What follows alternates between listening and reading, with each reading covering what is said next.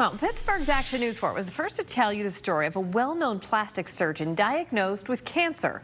Action News 4 anchor Michelle Wright sat down with Dr. Dominic Brandy about his diagnosis and how he was fighting back by changing his diet. After more than a year of research, Dr. Brandy is in remission and now sharing what he's learned through his nonprofit across the country.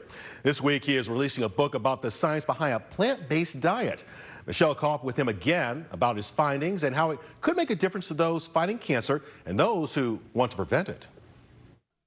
Well-known Pittsburgh plastic surgeon Dr. Dominic Brandy has been fighting for his life. 2 years ago, he was diagnosed with the blood cancer IgA myeloma, the most aggressive type of myeloma. He says his best defense is in the kitchen.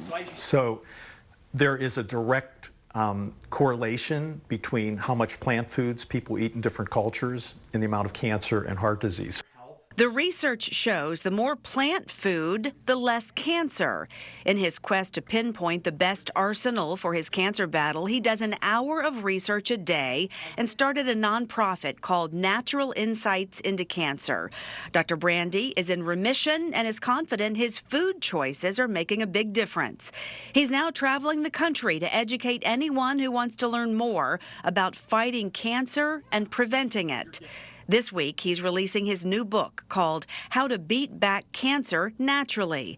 In addition to exercise, sleep, and stress reduction, he discusses the science behind certain foods and supplements, including some things you may not have heard of before. Now, this is another powder that I put in there. It's called Amla. It's actually Indian gooseberry, and it is the strongest antioxidant food on the face of the earth. Another daily addition is freeze-dried strawberry powder. I recently read an amazing study of people that had early esophageal cancer, which is the second most deadly cancer next to pancreatic. And they gave these individuals a quarter cup of this every day for 6 months. 80.6% of the individuals had reversal of the esophageal cancer, and 50% had complete elimination. Many more foods and supplements are included in his book, but he says your overall goal should be to include lots of colors on your dinner plate, since those phytochemicals in colorful foods help battle and prevent cancer. Michelle Wright, Pittsburgh's Action News 4. Okay, so we took what Dr. Brandy shared with us to Dr. Oz, who agreed about the power of food, right? So he says this is something we should all pay attention to.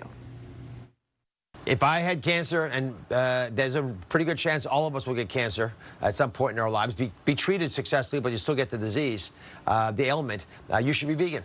The data is becoming clearer and clearer.